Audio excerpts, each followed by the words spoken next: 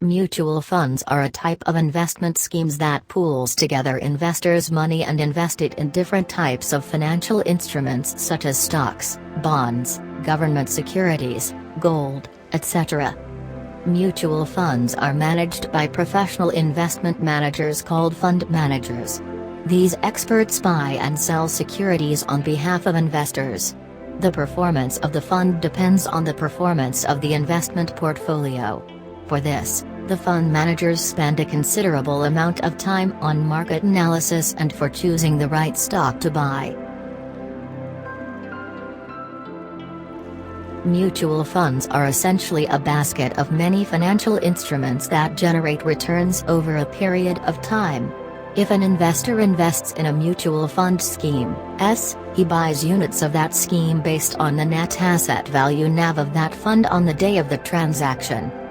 The fund manager invests the collected funds in various financial instruments, such as equity stocks, debt instruments, derivatives, arbitrage, etc. to generate returns for the portfolio holders. The total capital gains from these allocations get added to the assets under management of the fund, on which the NAV of the fund depends. The investors can redeem the fund units as per their convenience.